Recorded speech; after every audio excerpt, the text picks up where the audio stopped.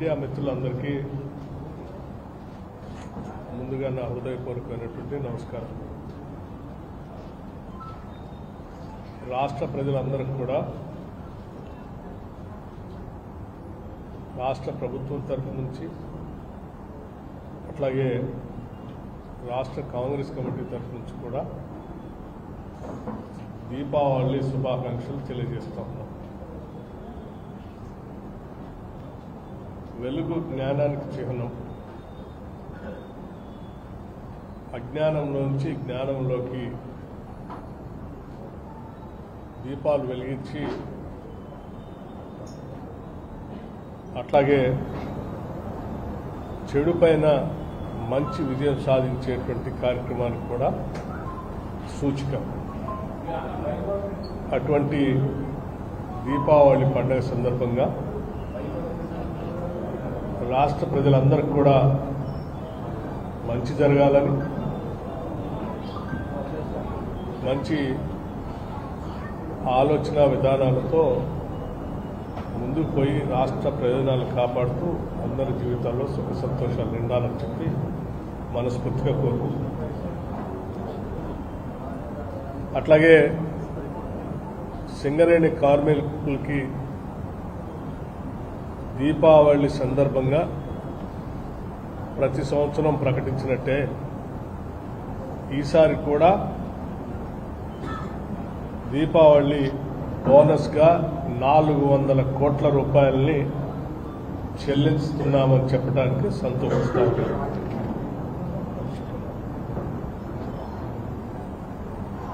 సింగరేణి మరి ఖమ్మం జిల్లాలోనే ఇక్కడి నుంచే మొదలైనటువంటి ప్రస్థానం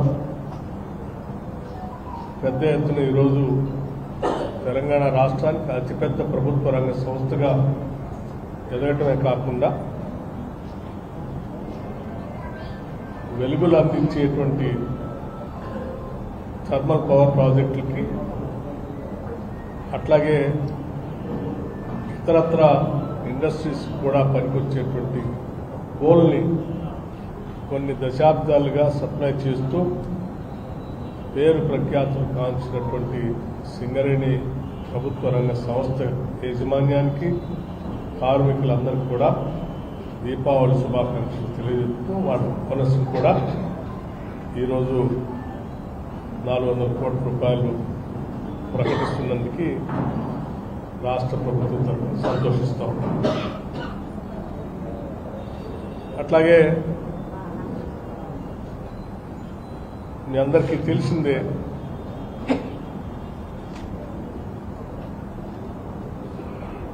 కాంగ్రెస్ పార్టీ ఇచ్చిన హామీ మేరకు రాష్ట్రంలో స్థానిక సంస్థల ఎన్నికల్లో 42% రిజర్వేషన్ ఓబీసీలకు కల్పించడానికి రాష్ట్ర ప్రభుత్వం తరఫు నుంచి ఈ దేశంలో ఎక్కడా కూడా దాదాపు 100 సంవత్సరాలు పైబడి,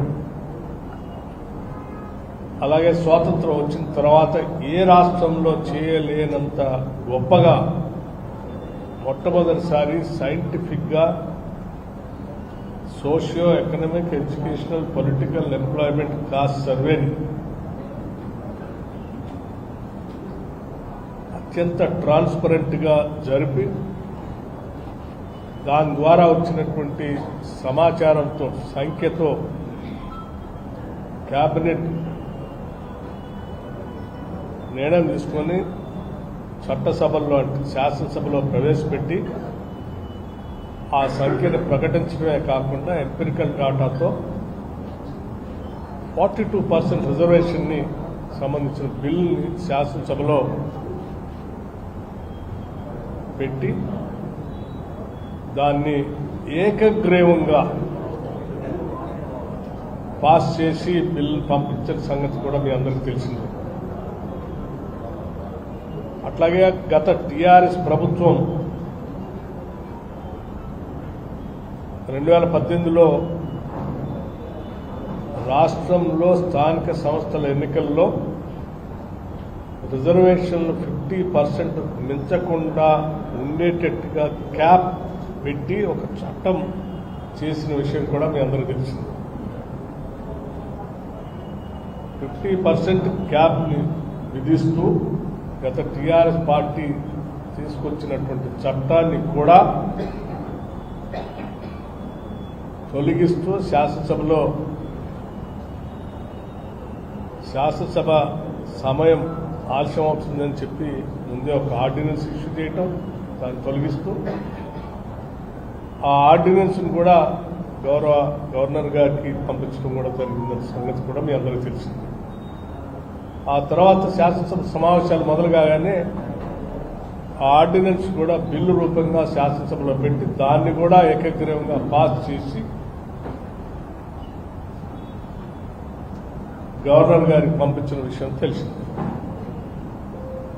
మరి క్యాప్ తొలగించిన తర్వాత అట్లాగే 42% రిజర్వేషన్ని బిల్లు శాసనసభలో ఏకగ్రీవంగా పాస్ చేసిన తర్వాత రాష్ట్ర ప్రభుత్వం ఆ బిల్లుకు సంబంధించి గవర్నర్ గారికి పంపిస్తే గవర్నర్ గారు భారత రాష్ట్రపతికి అంటే భారత ప్రభుత్వానికి భారతీయ జనతా పార్టీ నాయకత్వంలో ఉన్నటువంటి నరేంద్ర మోడీ గారు ప్రధానమంత్రిగా ఉన్న ఈ ప్రభుత్వం కేంద్ర ప్రభుత్వానికి ఈ 2 బిల్లులను పంపించడం జరిగింది. సో బిల్లుని పాస్ చేసి 42% రిజర్వేషన్ని 50% క్యాప్ని ఎత్తేసి పంపించినటువంటి బిల్లు గత కొన్ని మాసాలుగా కొన్ని నెలలుగా కేంద్ర ప్రభుత్వం దాన్ని చట్టబద్ధంగా అంటే పార్లమెంట్లో 9th షెడ్యూల్లో పెట్టమని అడిగితే కూడా పెట్టకుండా మేము పాస్ చేసిన బిల్లుని ఆమోదించి వెంటనే ఈ రాష్ట్రంలో ఉన్నటువంటి బీసీలకి 42% రిజర్వేషన్ వచ్చేటట్టుగా చేసిన విధానాన్ని ఆమోదించి పంపించకుండా అడ్డుకట్ట వేసి ఆపి ఈరోజు రాష్ట్రంలో ఉన్నటువంటి ఓబీసీల 42% రిజర్వేషన్ని అడ్డుపడుతున్నటువంటి భారతీయ జనతా పార్టీ నైజం ఈ రాష్ట్ర ప్రజలకే కాదు దేశం మొత్తానికి కూడా తెలిసింది. చివరికి గౌరవ రాష్ట్ర ముఖ్యమంత్రి వర్యులు శ్రీ రేవంత్ రెడ్డి గారు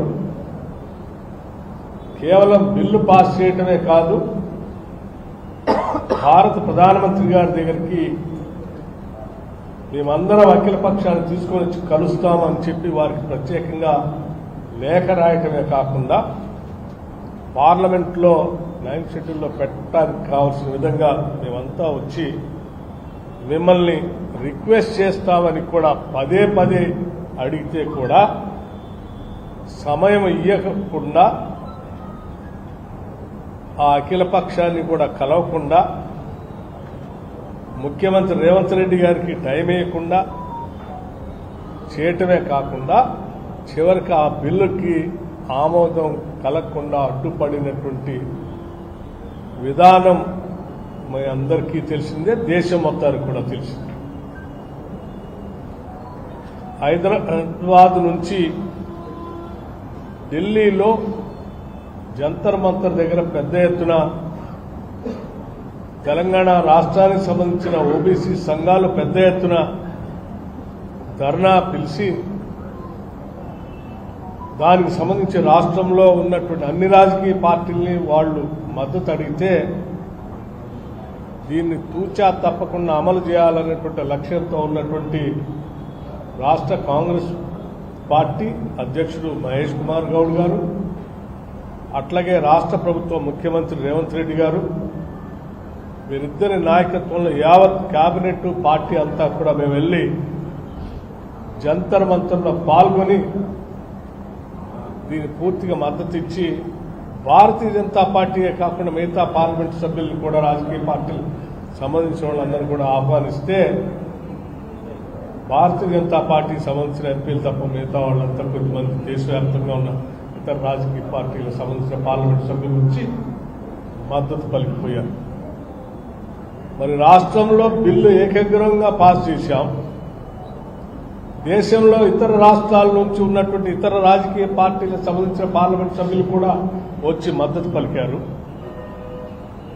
ఇంతమంది చేస్తా ఉంటే కూడా అంత బాధ ఎందుకు భారతీయ జనతా పార్టీకి అడ్డుపడి ఆపటానికి అని నేను చాలా స్పష్టంగా అడుగుతాను. కేవలం మీ వల్ల ఈరోజు రాష్ట్రంలో ఓబీసీలకి మేము ప్రకటించినటువంటి బిల్లు ద్వారా వచ్చినటువంటి ఆలోచనతో జీవో ఇష్యూ చేసి జీవోతో ఎన్నికలకు పోతా ఉంటే ఇవాళ న్యాయస్థానాల్లో మీరు ఆ నిర్ణయం చేసి పంపించకపోవటం వల్ల ఆగిపోయే ప్రమాదం ఏర్పడింది. అందుకే ఈరోజు రాష్ట్రంలో కాంగ్రెస్ పార్టీ కేవలం బిల్లు పాస్ చేయడమే కాకుండా న్యాయస్థానాల్లో కూడా ఇటు హైకోర్టులో అటు సుప్రీంకోర్టులో కూడా మీకు సంబంధించినటువంటి వాళ్ళు ఎవరో సుప్రీంకోర్టు పోతే ప్రత్యేకంగా సుప్రీంకోర్టుకి వెళ్ళి దేశంలోనే అత్యున్నతమైనటువంటి అనుభవం కలిగినటువంటి అభిషేక్ సింఘ్వి గారు లాంటి వాళ్ళని కర్ణాటక నుంచి ఉన్నటువంటి సీనియర్ అడ్వకేట్ జనరల్గా ఓబీసీల పైన పెద్ద ఎత్తున అనేక దశాబ్దాలుగా పనిచేస్తున్న రవివర్మ గారు లాంటి వాళ్ళని, డిఎన్ రావు గారు లాంటి వాళ్ళని అందరినీ కూడా ఎంగేజ్ చేసి పెద్ద ఎత్తున హైకోర్టులో సుప్రీంకోర్టులో కాంగ్రెస్ పార్టీ ప్రభుత్వం కొట్లాడినటువంటి విషయం కూడా తెలిసింది. అయినప్పటికీ కూడా కేవలం కేంద్ర ప్రభుత్వం రాష్ట్ర ప్రభుత్వం పంపించినటువంటి బిల్లుని మీరు పార్లమెంట్లో పెట్టిన 9 షెడ్లు పెట్టకపోవడం వల్ల, లేకపోతే మీరు పంపించిన బిల్లుని రాష్ట్రపతి దాని దగ్గర నుంచి క్లియర్ చేసి పంపించకపోవడం వల్ల ఈరోజు రాష్ట్రంలో ఓబీసీలకి 42% రిజర్వేషన్ కష్టం అని చెప్పి సుప్రీంకోర్టు చెప్పే పరిస్థితికి భారతీయ జనతా పార్టీ తీసుకొచ్చింది. దీన్ని దృష్టిలో పెట్టుకుని ఈరోజు రాష్ట్రంలో ఉన్నటువంటి యావత్ ఓబీసీలకు సంబంధించిన సంఘాలన్నీ కూడా ఈరోజు రేపొద్దున బంద్కి పిలిపించింది. రేపు జరిగే బంద్ ఈ రాష్ట్ర ప్రభుత్వం తీసుకొచ్చిన 42% రిజర్వేషన్ తీసుకొచ్చిన బిల్లుని ఆపి అడ్డుపడుతున్నటువంటి భారతీయ జనతా పార్టీకి వ్యతిరేకంగా జరుగుతున్నటువంటి బంద్ ఇది.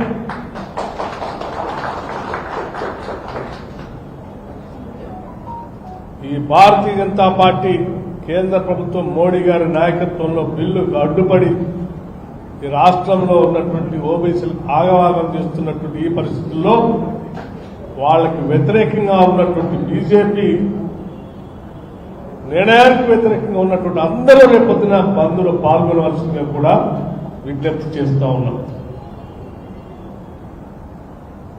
నేను అడుగుతా ఉన్నాను, బీజేపీ రాష్ట్ర అధ్యక్షుల వారిని, అట్లాగే బీజేపీకి సంబంధించిన ఈ రాష్ట్రం నుంచి ప్రాతినిధ్య వ్యవస్థలో 2 కేంద్ర మంత్రులు, రాష్ట్ర అధ్యక్షులు రామచంద్రరావు గారిని, కిషన్ రెడ్డి గారిని, సంజయ్ గారిని అందరినీ అడుగుతా ఉన్నాను, ఎందుకు మీరు ఓబీసీలకు సంబంధించిన బిల్లు తెలంగాణ రాష్ట్ర శాసనసభలో ఏకగ్రీవంగా ఆమోదం తెలియజేస్తే మీరు ప్రధానమంత్రి గారు కూర్చొని ఈ బిల్లుని పార్లమెంట్లో పెట్టించి మీరు ఎందుకు పాస్ చేయించకుండా అడ్డుపడతా ఉన్నారు? మీ అడ్డుపడుతున్నటువంటి వైనం ఈరోజు రాష్ట్రంలో ఉన్న ఓబీసీల గుండె కోతగా మారింది.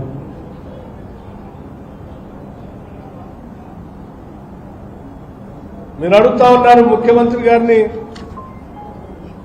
అఖిలపక్షం తీసుకొని పోవాల్సి ఉన్న ప్రధానమంత్రి గారి దగ్గర కేబినెట్ లో పనిచేసేది మీరు, కిషన్ రెడ్డి గారు. ప్రధానమంత్రి గారు పార్టీకి సంబంధించిన పార్టీకి అధ్యక్షులుగా ఉన్నది రామచంద్రరావు. నేను అడుగుతా ఉన్నాను, మేము అడుగుతా ఉన్నాం, మీరు లీడ్ చేయండి. ముఖ్యమంత్రి గారు కూడా అఖిలపక్ష సమావేశానికి మీరు ప్రధానమంత్రితో టైం తీసుకొని పార్లమెంట్లో బిల్లు పెట్టించి దాన్ని క్లియర్ చేసి, మేము పంపించిన బిల్లును క్లియర్ చేసి వెంటనే 42% రిజర్వేషన్ ని స్థానిక సంస్థలు అమలు చేయడానికి ఉపయోగపడేటట్టుగా మీరు అఖిలపక్షాన్ని తీసుకొని పోతా అంటే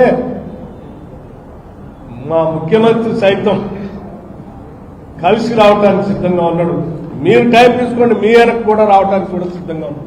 మేము అడిగితే ఎట్లా టైం ఇట్లా లేదు, కనుక మీరైనా తీసుకోండి.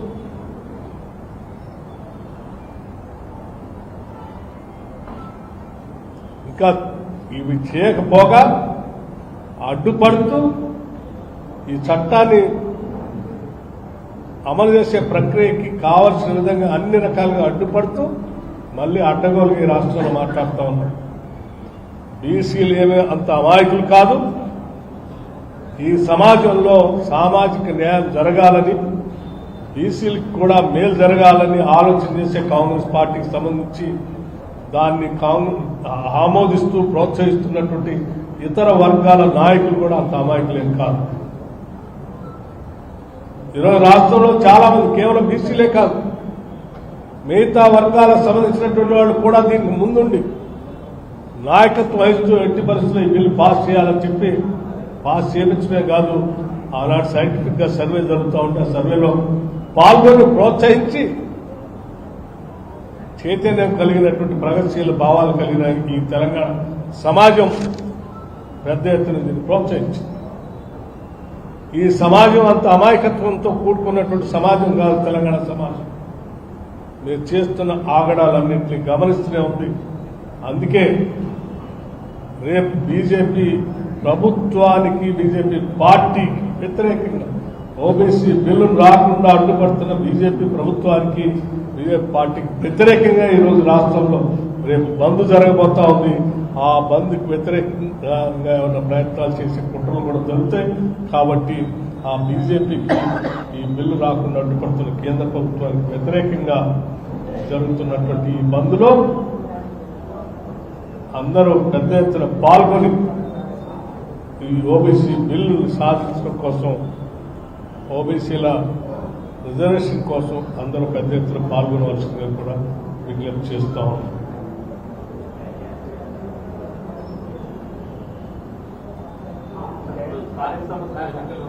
రాజ్యాంగ సవరణ జరగకుండా రాజకీయ లబ్ధి కోసమే కాంగ్రెస్ పార్టీ చేస్తున్నారు. రాజ్యాంగ సవరణ ఎక్కడ జరగాల? రాజ్యాంగ సవరణ ఎక్కడ జరగాల? భారత్ పార్లమెంట్ లో జరగాలి. భారత్ పార్లమెంట్ లో ఎవరు చేయాలా? అన్ని రాజకీయ పార్టీలు మద్దతు ఇచ్చి మీరు చేయండి అని అడుగుతా ఉంటే పెట్టకుండా ఆపుతున్నది ఎవరు? భారతీయ జనతా పార్టీ ప్రభుత్వం, వాళ్ళ పార్టీ. అదే కదా నేను చెప్పేది. ఇవాళ తెలంగాణ రాష్ట్రంలో ఉన్న అన్ని రాజకీయ పార్టీలు ఏకగ్రీవంగా మద్దతు ఇచ్చి పంపించాయి.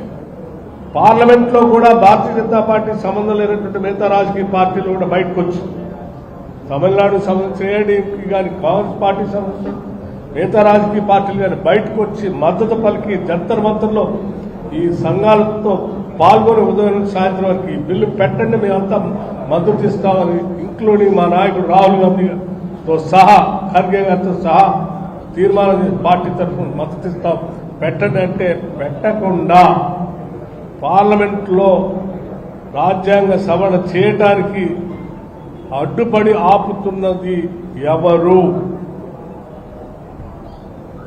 బీజేపీ, మోడీ గారి నాయకత్వంలో ఉన్న ప్రభుత్వం. అందుకే కదా రేపు జరిగేటువంటి బంద్ కూడా వారికి వ్యతిరేకంగా చేస్తున్నామని చెప్పి.